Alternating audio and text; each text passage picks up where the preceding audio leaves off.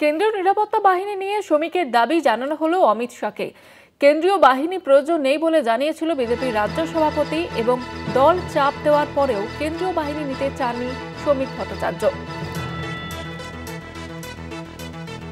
কেন্দ্রীয় বাহিনী প্রয়োজন নেই বলে জানিয়েছিল বিজেপির রাজ্য সভাপতি এবং কেন্দ্রীয় নিরাপত্তা বাহিনী নিয়ে শ্রমিকের দাবি জানানো হলো অমিত শাহকে। কেন্দ্রীয় বাহিনীর প্রয়োজন নেই বলে বিজেপির নবনিযুক্ত রাজ্য সভাপতি শ্রমিক ভট্টাচার্য তিনি জানিয়েছিলেন এবং তার দাবি এবার অমিত শাহকে জানানো হলো।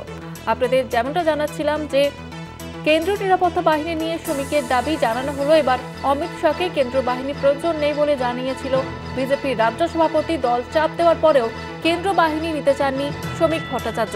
আর এই বিষয়ে বিস্তারিতভাবে কথা বলবো, টেলিফোন লাইনে রয়েছেন আমাদের বিশেষ প্রতিনিধি অঞ্জন রায়। অঞ্জন দা, ঠিক কি জানা যাচ্ছে এই বিষয়ে? দেখো, শ্রমিক ভট্টাচার্য সভাপতি হওয়ার পর থেকেই কিন্তু কেন্দ্রীয় বাহিনী নেওয়ার জন্য কেন্দ্রীয় স্বরাষ্ট্র দপ্তর থেকে তাকে বলেছিল, কিন্তু শ্রমিক ভট্টাচার্য কেন্দ্রীয় বাহিনী নেননি। তো গত সপ্তাহে শ্রমিক ভট্টাচার্য যখন পার্লামেন্ট সেশনের ফাঁকে কলকাতায় আসে, তখন বিজেপি অফিসে, সল্টলেকের বিজেপি অফিসে কেন্দ্রীয় বাহিনীর বেশ কিছু অফিসার এসে শ্রমিক ভট্টাচার্যের সঙ্গে কথা বলেন। তারা বলেন যে তাদের উপর নির্দেশ আছে স্বরাষ্ট্র দপ্তরের যে এক্ষুনি কেন্দ্রীয় বাহিনী নিতে হবে, আমরা সেই প্রস্তুতি নিয়ে এসেছি।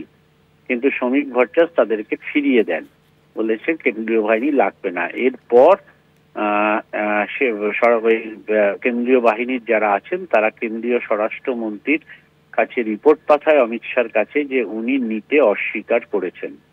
ফলে এই অবস্থায় ঝুলে রয়েছে। কিন্তু শ্রমিক ভট্টাচার্যকে বিজেপির পক্ষ থেকে, সেন্ট্রাল বিজেপি এবং রাজ্য বিজেপির পক্ষ থেকে সবাই বলছে কেন্দ্রীয় বাহিনী নেওয়ার জন্য।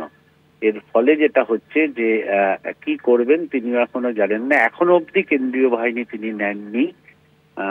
শেষ পর্যন্ত দেখা যাক যে দলের চাপে বা অমিত শাহর চাপেই তাকে নিতে হয় কিনা, কিন্তু এখনো অবধি তিনি নেননি। গত সপ্তাহে এসেছিলেন কেন্দ্রীয় বাহিনী, তাদেরকে তিনি ফেরত পাঠিয়ে দিয়েছেন।